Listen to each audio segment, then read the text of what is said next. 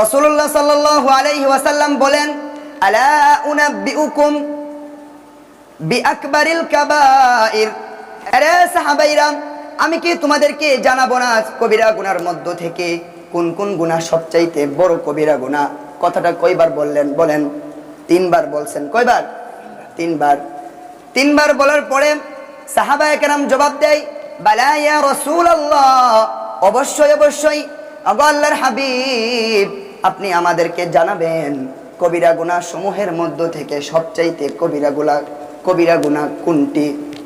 এবার আল্লাহর নবী বলেন, আল ইশরাকু বিল্লাহ, আল্লাহর সঙ্গে কাউকে শরীক করা।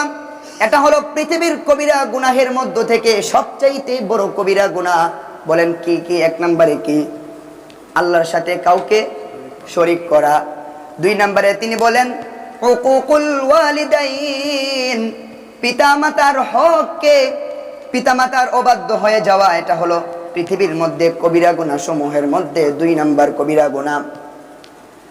হযরতে জাবের রাদিয়াল্লাহু তাআলা আনহুর হাদিস বর্ণনা করছি, সহিহ মুসলিমের মধ্যে ইমাম মুসলিম রাহমাতুল্লাহি আলাইহি 152 নম্বর হাদিস সংখ্যায় তিনি হাদিসটি নিয়ে আসেন।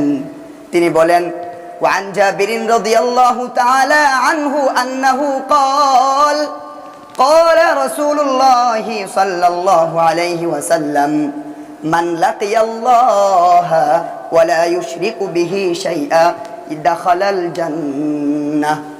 যেই ব্যক্তি মৃত্যুবরণ করবে এমত অবস্থায় যে আল্লাহর সঙ্গে সে কাউকে শরীক করে নাই, দাখালাল জান্নাহ, আল্লাহর নবী বলেন একদিন না একদিন সে ব্যক্তিটা জান্নাতের মাঝে প্রবেশ করবে। ওমান লাকিয়াহু ইউশরিকু বিল্লাহি শাইআ, আল্লাহর নবী বলেন আর যেই ব্যক্তি মৃত্যুবরণ করছে এমত অবস্থায় যে সে আল্লাহর সঙ্গে কাউকে না কাউকে শরীক করছে, দাখালান নার, সে চিরস্থায়ীভাবে জাহান্নামের মাঝে থাকবে। বলেন নাউজুবিল্লাহ। আল্লাহ পাক রব্বুল আলামিন পবিত্র কালামুল্লাহ শরীফের আরেক আয়াতের মাঝে বলেন, ইন্নাল্লাহা লা ইয়াগফিরু আন ইউশরাকা বিহি ওয়া ইয়াগফিরু মা দুনা যালিকা লিমান ইয়াশা। ও আমার বান্দারা শোনো শোনো, নিশ্চয়ই আল্লাহ পাক রব্বুল আলামিন সমস্ত গুনাহ আল্লাহ তাআলার যেটা ইচ্ছা সেটাকেই আল্লাহ তাআলা মাফ করে দিবেন, ক্ষমা করে দিবেন। ওয়া ইয়াগফিরু মা দুনা যালিকা লিমান ইয়াশা, আল্লাহ তাআলার যে গুনাহ ইচ্ছা সেই গুনাহ মাফ করে দিবেন। লা ইয়াগফিরু আন ইউশরাকা বিহি, তবে আল্লাহ তাআলার সঙ্গে কাউকে শরীক করার গুনাহ আল্লাহ তাআলা মাফ করবেন না। বলেন নাউজুবিল্লাহি মিন যালিক। তাহলে বলেন তাদের যে উৎসব দুর্গা পূজা, সেখানে আমার আপনার যাওয়াটা কি ইসলাম সমর্থন করে না? সমর্থন করে না? করে না, কোনোভাবেই সমর্থন করে না।